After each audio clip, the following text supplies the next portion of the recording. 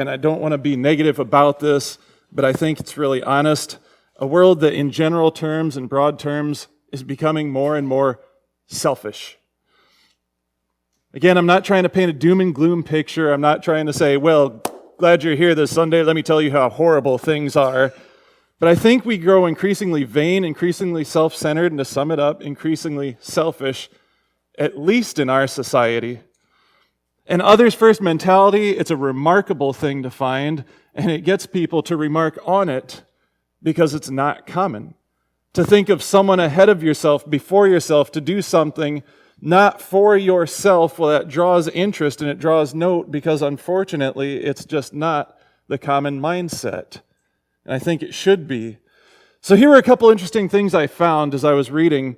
A couple of facts I came across this week that kind of demonstrates, again, at least in our society, this problem we have with selfishness. And I've heard two references to this recently. I thought, well, maybe I'll use it as an example. The structure of homes.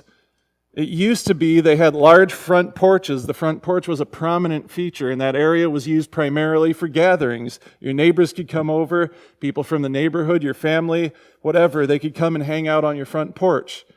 And you notice today more and more homes are not built with a large front porch on them. What we tend to see more of is a very large, oftentimes private fenced backyard with a really sweet deck and patio and everything else. But the difference is we can be about our own business and not have to be bothered by others. We can do what we want to do. Just looking at the shape of our homes, again, that's been pointed out to me twice as a way that it seems we're moving towards being selfish. It's suggested that we live in the wealthiest time history has known. This is another interesting marker. That in the last couple of decades, income has been on the rise in general. There is more money circulating, and they predict in this generation and the next generation there will be a handoff of more money than the world has ever seen before. We live in one of the most prosperous and wealthy times. And yet, giving, philanthropic giving, humanitarian charitable giving, is continuing to be condensed. In other words, for each dollar earned, less of that dollar, a smaller percentage, is being given out. And people that track giving across charitable donations say that it's currently going up with income, but only at a rate of about 1/3 the rate income goes up. And so while we can still say, oh yeah, as a nation we're giving more, the fact is we are giving less for each dollar we earn. This week I read a really interesting report, and this one I wanted to go more in depth and follow the links and realized that it was kind of eating up my time, but a really interesting report that concluded Americans, this is just fascinating to me, Americans identify almost as many complexities in figuring out how to spend their leisure time as they do solving problems at work. So there was a lot of insight, and again, when I looked into this and went to the original source, and it was so interesting to me. But Americans will say, I have as much difficulty finding out what to do with my free time as I do solving problems at work. One of the suggestions was technology has indeed increased, has indeed made our lives better, has indeed reduced the amount of work we put into certain activities, and while the number of hours spent in the workforce is the same, people say, I now have difficulty figuring out what to do with my leisure time. My work, my family, my leisure, how do I want to be responsible with those things? And I think that's interesting. And then even in the Indiana Conference of the United Methodist Church, so to bring it a little closer to home, at the district level, which is our Northwest District, the area churches, and at the conference level, which is all the United Methodist churches in Indiana, both our district superintendent and our chair of leadership development have made the comment to me, it is so difficult anymore to ask people to volunteer in the positions that are necessary to keep our functions running. In other words, it is so difficult to convince people to share their time. Many people, in little ways, can continue to make things happen that need to happen. It's difficult to ask them because no one seems to have the time. I recognize that all of these are single items, single examples, and I just pulled these to represent a wide spectrum, but the tendency is that with our time, with our money, with our relationships, we are becoming less generous. The tendency is towards selfishness. We tend to think about self first, and that's a problem.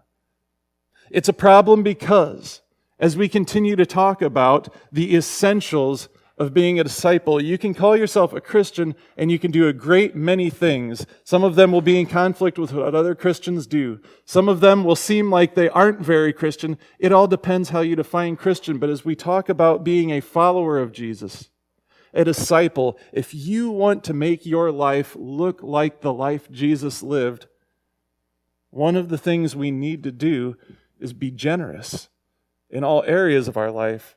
Now, if you're worried I'm going to run over, grab the offering plates, and send them back around, that's not what I'm going for. Anybody want to do that, just for the record? Okay. Thought I'd check. But the idea is we have to reverse this, or we, at least those of us that call ourselves followers of Christ, should reverse this trend of being selfish and should look different from society at large. We ought to be the ones following Jesus that model generosity in all areas of our life, because that's what Jesus showed. So our biblical focus for today, I want to start with that Vicki read for us, was from Acts 20:35. Paul says, "In everything I did, I showed you that by this kind of hard work we must help the weak. Remembering the words of Jesus himself, it is more blessed to give than to receive." And you will find many, many people out there today that can quote some form of this. Most of them don't even recognize it's from the Bible, or some will say you'd find it in the Gospels, and it's not.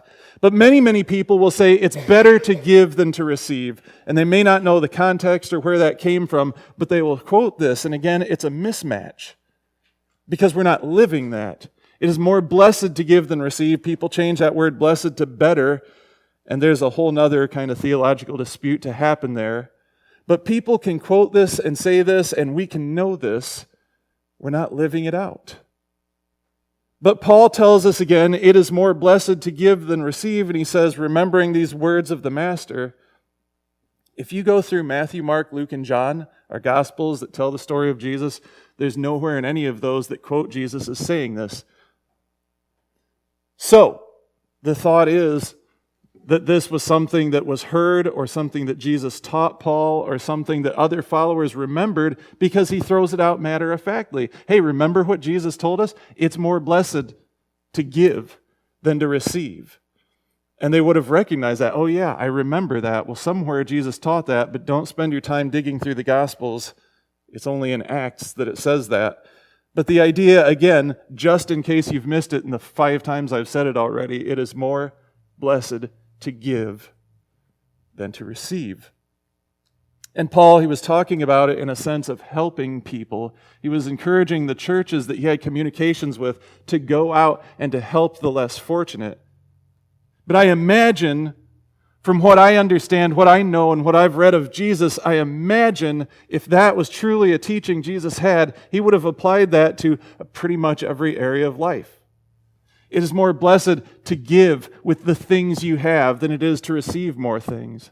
It is more blessed to give your time to someone else than it is to receive time. It is more blessed to pour into someone else's life than it is to have them pour into you. It is more blessed to share your finances. It is more blessed to be generous in all of life than it is to receive everything in life.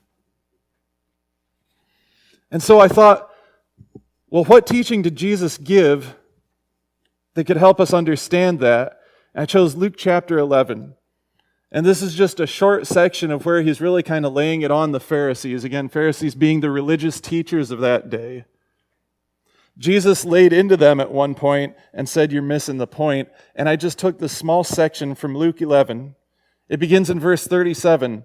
While Jesus was speaking, a Pharisee invited him to share a meal with him. So Jesus went and took his place at the table. When the Pharisee saw that Jesus didn't ritually purify his hands by washing before the meal, he was astonished. Now, parents, if you want your children to wash your hands before they eat and they don't, talk to them about the ritual purification of hands before a meal in Luke 11 and see if you can just Bible them down with that one. But there's a bigger point to be used here this morning. The Lord said to him, "Now you Pharisees, you clean the outside of the cup and the platter, but your insides are stuffed with greed and wickedness." And again, Jesus was laying it to them here. He was not letting them off easy. "You wash the outside of the cup and the platter, but your insides are stuffed with greed and wickedness. Foolish people, didn't the one who made the outside also make the inside? Therefore," and listen to this, "therefore give to those in need from the core of who you are, and you will be clean all over. How terrible for you, Pharisees! You give a tenth of your mint, your spices, and your herbs of all kinds, while neglecting justice and love for God. You should have practiced the latter without neglecting the former." See, the Pharisees, they were already practicing religious matters. Jesus was not trying to teach them how to follow the ways of the Old Testament law, how to understand God, how to come into relationship. Jesus assumes that these people, living a religious life, following God, already knew that. But again, they were missing the mark. He said, "You're living a pretty polished life on the outside. Everything looks good on the outside. You spend a lot of time in the temple, you hang out, you pray, you're around the right people, but inside, it's filthy. It's filthy." And in this section, Jesus identified it's filthy because you are not being generous.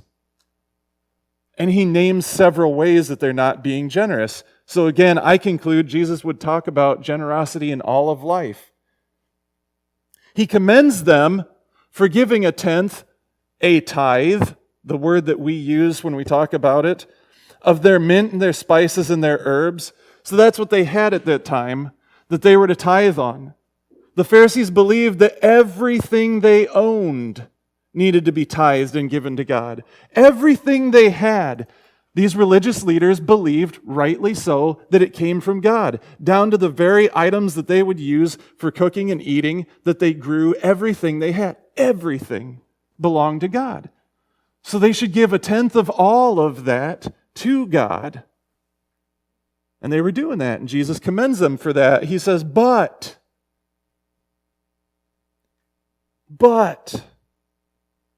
you have neglected justice and love for God. So it's great that you're giving material things, Pharisees, and that probably looks good because in those days, again, it was done very publicly. Everybody can see what you're giving. People can look to you when you're giving, and that's great because on the outside, it looks fantastic. But on the inside, Jesus says, you're forgetting to be generous with your love. You're forgetting to be generous in terms of helping people, justice and mercy. And because of that, you are unclean. So to help understand the analogy Jesus uses here, I have this glass of water. I myself took this glass, used dish soap, and washed it this morning. Anybody like to drink from it? Anybody?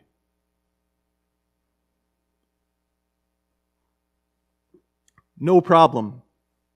It's good. I washed the outside. I'm assuming the inside was clean. I can take that water in, and I'm not feeling bad about it. Let me just be very careful here. I will be very careful not to get the outside of this cup dirty at all. Can I offer anybody a drink from this cup? The outside has been cleaned with soap. It has been washed thoroughly. The outside, except for my fingerprints, is perfectly clean. Would anyone like a drink of water? I just drank from it. You saw that it was safe, right? Does anybody want to drink this? It's just a whole bunch of dirt and garbage and leaves and debris. Nobody wants to drink from that? Yeah, it can be clean outside all day, and that's great. But if you were to drink this in, well, that would pollute your insides. I'd hate to see the after effects of that. And Jesus said that's what it's like. If you live a Christian life, if you know the words that you believe, if you understand maybe all the doctrine that's out there in the United Methodist Church polities and everything like that, the outside is very clean. But if you are not generous, and in this passage, Jesus specifically lifted up generosity. If you are not generous, here you are. The outside is perfectly clean. But if you're not following as a disciple, if you're not living in Jesus' ways, if you're not doing the things that he taught, you're filthy inside. If you are not generous and giving of the goods you have, as well as your time and your compassion for others, you are this water now on the inside. You can be at church and you can pray and you can even fast and you can use words like sanctification. And on the outside, you're clean. On the inside, there's a problem.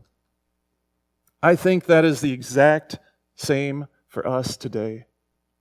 And again, I'm not trying to poke at anybody. I'm not trying to ruin your day. I'm not trying to hurt anyone. I'm not talking to anyone specific, but by and large, we are filthy on the inside today because we have real problems practicing generosity. I think generosity would include our tithing. We collect that each week, not because we believe the service is just a little bit better when we pass the plates, but because the ministries that we want to do as a church are funded 100% by you. So when you choose not to give, you choose to not help this church. There are many things that we need to do and many things that we want to do, and they rely on your donations. When you are not generous with your tithe, we can't accomplish all the things that we want to accomplish. When you are not generous with your neighbors, with those that you work with, those that you go to school with, those that you come in contact with, your family, maybe your literal neighbors, you are choosing to be greedy and filthy with yourself. You are choosing not to invest in them. You are choosing not to care about them. You are choosing not to forgive them, not to know them, not to love them at a level where you understand who they are and can meet their needs and have a genuine conversation that matters with them. The more that you reserve yourself and shy away from others, the more you are being selfish with who you are. And how are you ever going to minister effectively to people that you don't know? And yet that's what Jesus calls us to do. Neglecting justice and love for God, how can you serve justice? How can you help someone else love God if you don't take the time to know them? When you choose to take your time and invest it in you can't help others. You can't do service well. You can't model Jesus' example of a sacrificial love. When you don't give of your time to volunteer where there are needs, when you don't give of your time to help serve, again, the ministries of this church, when I'm too busy are some of the top words out of your mouth, you look like this glass of what used to be water. It's still clean on the outside. Inside, there's a problem. It's what's on the inside that counts. Again, you can say, I love Jesus. And you can tell me everything that the prophets and the law had to say. Maybe you can even tell me all about Jesus and what a good Christian should be. But then how is that coming out of you in generosity? When you speak to others, do you season your conversations with salt? That's the phrase Jesus used. In other words, is there something in your conversation that uplifts another person? It makes another person curious about why you have a positive outlook on life. Makes them want to know, what exactly is it that you believe? Who's this God you serve? Because your conversation is generous towards them. Are you short? Are you snappy? Do you always have a complaint to voice? You ever know a person like that? They're not fun to be around. More than that, they are not inspiring people. If the bad word of the day is the word you're first to carry with you, you need to be more generous with your conversation. Generosity in all areas of life. And I want to tell you exactly what this affects. When we're not generous, it affects our witness, that is, how we appear to others. So if you say, I'm a part of Brookston United Methodist Church, or I'm a Christian, it affects how you look towards others. Somebody could look at you and say, wow, Christians are not giving people. They are not kind people in the way they talk. They will not give to you of their time or their goods or whatever it is. It affects your witness. It affects your ability to minister. Again, we're not to just care for ourselves. We have to care for others. And if you're not generous with your time in some way, you're not going to minister well. If you don't know people well enough to meet their needs, you're not going to minister well. You can be very religious, but you're not ministering to others, caring for their needs, and it affects your relationship with God. This is the toughest point I have making.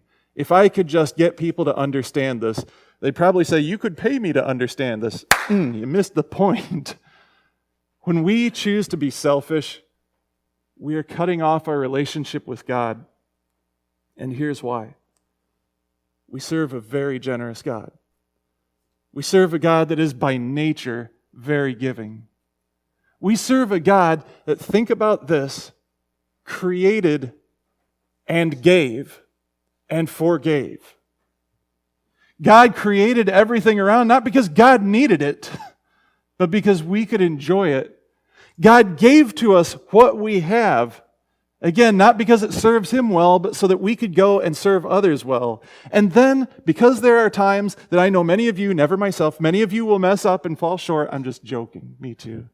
Okay? God forgave us and was generous. Our relationship is broken. God says, I will fix it. I will step in first and work on it. In all these areas, God demonstrated and modeled and taught us to be generous. Use what you have to reflect my love, I think, is the message that God gave to us. When we choose not to be generous in whatever aspect of life, we are choosing to close off that part of our relationship with God. And it comes between us and God.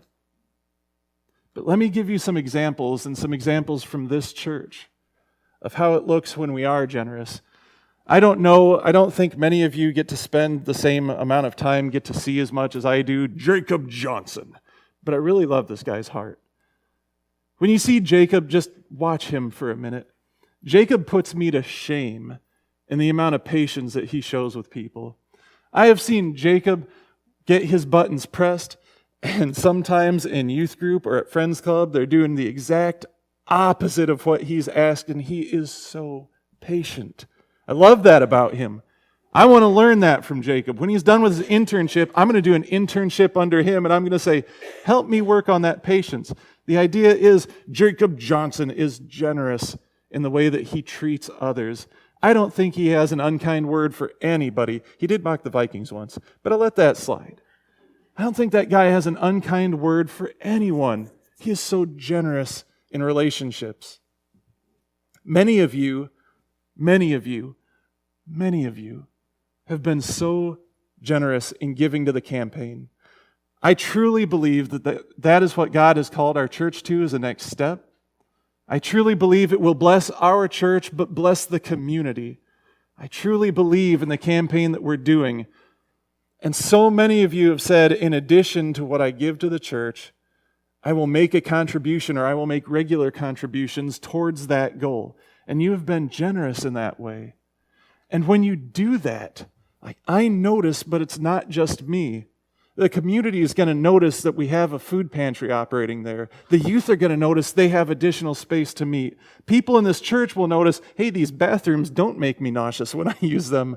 When you are generous, it testifies, it says something, it witnesses. You model God's generosity, and good things can happen because of that. I have seen several of you in this church, and maybe I don't get to see all of you at your best or all the time. I've seen several of you in this church be generous in how you talk to others. I have seen you put your arms around.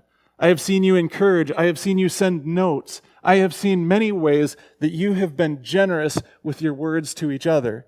And those are the moments that maybe not everybody gathers around and goes, maybe I don't immediately say, good job, that is what you should be doing, continue.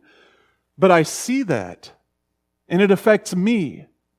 Because I notice and I say, God, you are still at work in people, and thank you for fulfilling that word that you told us we can care for each other and bring each other closer to you. Others see that, and they are blessed by it. They notice that there is a generosity in relationship that carries out, that makes both parties feel valued and welcome. And I think you are blessed when you do that, because you learn there are people with flaws, but you remember you yourself are flawed, so be kind to someone else. Rob Fuquay, when I was talking with him, he said generosity is essential in being a follower of Christ. He said when we really take following Jesus seriously, and that was significant. He told me many things that he thought might be essential as a follower of Jesus, but he said generosity shows up when we really take following Jesus seriously, when we take that seriously. He said, then we are more generous, including words, attention, and time. And generosity is the ultimate sign of the grace we've received in our lives. We become gracious people, not being bothered by small flaws. We are generous with our praise towards God and with all things. Did you even think about that as a category? Are we generous? Do we give a lot in our praise, our recognition of God? Or do we save it till Sunday, and only when we're singing the songs on Sunday? And maybe we'll slip an hallelujah in, but typically not. When we take following Jesus seriously, we are generous with all things in our life. See, when we choose to be generous, we choose to place others ahead of ourselves. We choose to be different than the direction society is heading in. We choose to model exactly what Jesus did. He gave everything, all of his time. I don't think Jesus owned a possession. Jesus gave himself, his life, that we would be free. When we are generous, we choose to witness to what we believe, and that it is more than what we say, that we can live it out. And when we choose to be generous, we choose to trust God's goodness and God's control, and we release a little bit of our control.